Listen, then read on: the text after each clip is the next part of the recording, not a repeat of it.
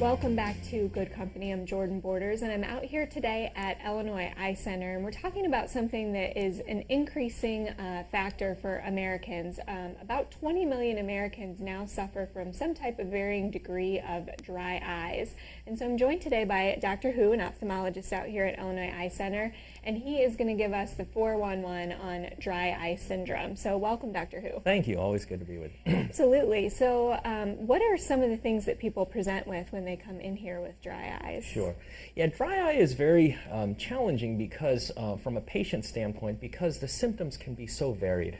You can have blurred vision, the eyes can feel dry, they can be red, they can be irritated, itching, and so and also even tearing. And so the symptoms are very, very different and can sometimes be different from each episode. Okay, and so those things all sound annoying, but are there actual risks to having dry eye syndrome? Sure. If left untreated, and in very advanced cases of dry eye, it can lead to serious problems because the eye surface is the most important natural barrier for prevention of infection. And so if that breaks down, then it can lead to more serious eye conditions. Okay, and so who do you typically see present with dry eye? Is there kind of a person that is susceptible to it more than others?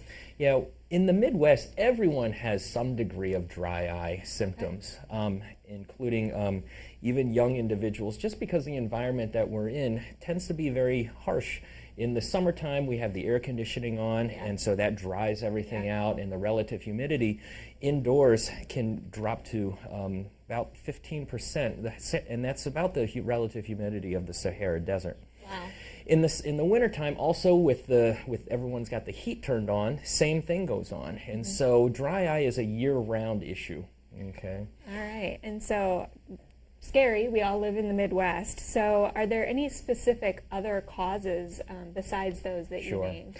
In terms of medical conditions, individuals, the most common thing we see is patients, and we see this in the Midwest a lot too, is with allergies, because when you're on allergies, you take an antihistamine. And what an antihistamine does is it dries things out. And so what you're doing is, and oftentimes we see combination of problems with patients with allergies that are on antihistamines, and then that accentuates their dry eye side of the problem. Absolutely. And so that's one of the more common things we see, but also patients that are on chemotherapy, and also there are systemic medical conditions such as Sjogren's syndrome, which is an autoimmune condition, which can lead to dry eye.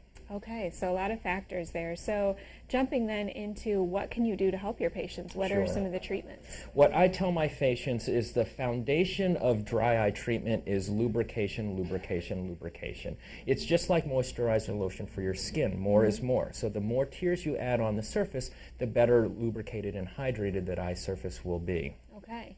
And so if drops are tried and that doesn't work, is there another next level of treatment that you can offer? Yeah, with dry eye treatment, there are two other treatments, which is one is a mechanical treatment, which we can put in these tiny little plugs in the corner of your tear drainage system. Oh, wow.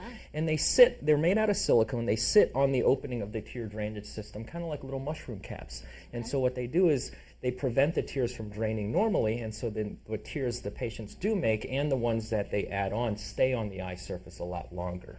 Okay. And the other type of treatment is there is actually a medication which can stimulate your own natural tear production. This medication is called Restasis. It works really well, and it does take about 6 to 8 weeks to start working, so you have to be patient when we start you on it. Sure. I know that can be kind of hard. There also is a new medication which can stimulate your own natural tear production, but it just came out and we're still trying to understand it. Trying that, okay.